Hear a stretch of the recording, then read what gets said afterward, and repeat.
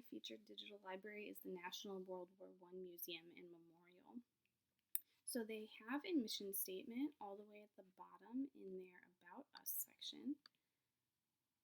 And they say the National World War I Museum and Memorial is America's leading institution dedicated to remembering, interpreting, and understanding the Great War and its enduring impact on the global community.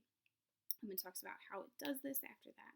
The World War I Museum is open for public use, and it does not have one user in mind, although the collections database does have a link to a page specifically for teachers. They are very open about their financial records. They do have annual reports posted, and in these financial records, they have listed stakeholders, sponsors, partners, funders, which includes organizations in the Kansas City area, America 250, the Arlington National Cemetery, and other corporate and foundation partners. The digital library is operated by the World War I Museum and Memorial. It's funded mostly through donations, but it also relies on ticket sales at their in-person location. It was proved unsustainable in unusual circumstances since they relied on the ARP and CARES Act to offset large monetary losses during the pandemic. However, the museum and memorial have existed in their current state since 2006, so it does seem sustainable in normal circumstances, at least in the medium term. For interoperating with other DLs, we find that information in military records. They have lists of general resources where they pair with the National Archives and the American Battle Monuments Commission, as well as a bunch of resources by state and territory. The digital library itself has the physical collection has more than 350,000 items. Not all of these have been digitized yet, but in general, they have photographs, written documents, and artifacts like posters, clothing, and weapons. They do not online have a formal collections policy. Oh, that's the wrong link. However, they have something kind of close. So they have this statement here. The National World War I Museum and Memorials collection began in 1920 and is the most diverse in the world. While there are still many objects and documents from around the world that would enhance our collection, many of the most commonly found objects and documents associated with World War I may no longer be needed for the collection. They also have a statement of what they are looking for and why. They're looking for European U-boat and Navy uniforms, materials from minorities and women, etc. They talk about how to donate objects, and they talk about how the curatorial team are the only ones allowed to accept donations. They are the only ones who can add objects to the collections.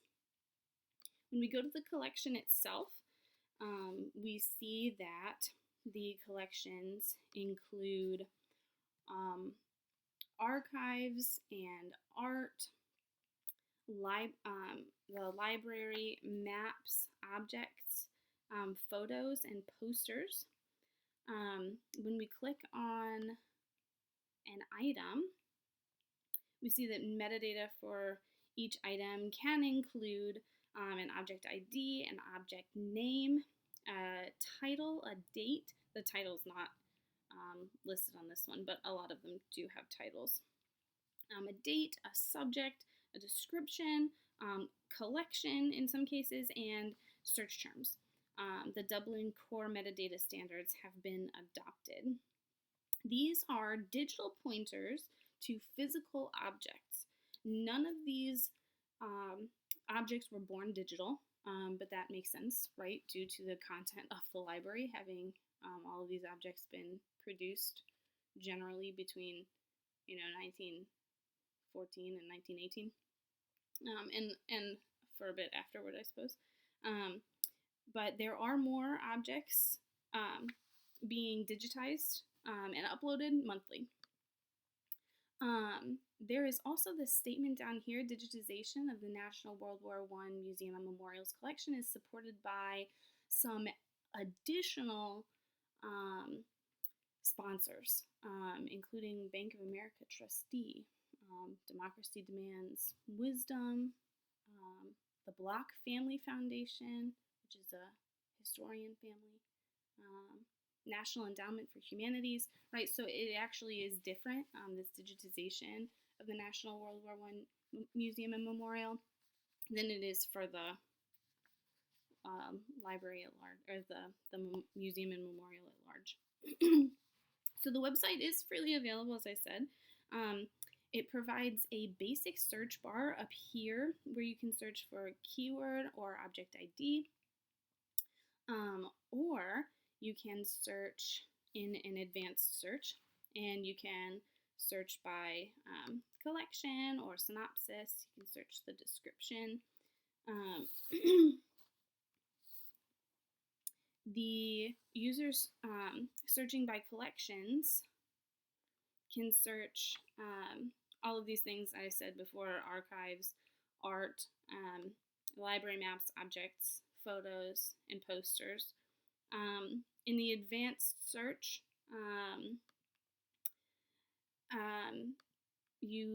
this is kind of interesting because you can click into this and it has this advanced command query help, and it gives like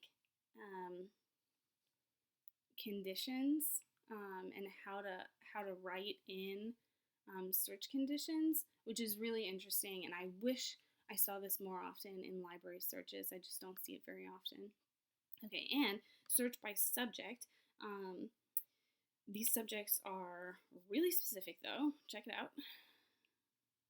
They're really specific, and you can't search these with a search bar. There isn't like a search bar in this page. You can only search by the first letter or number of the subject. You can submit a request based on an individual object or in general. So here's the submit request button. Let's go back to that ration card. Or you can submit a request for that object, and it links it down here. So that's pretty cool.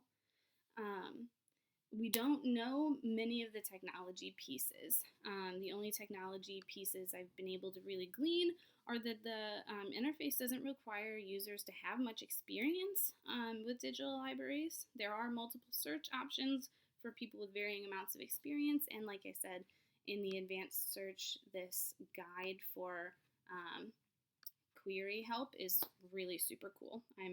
I definitely approve. Wish I saw it more often. If you have any questions, feel free to let me know. Thanks.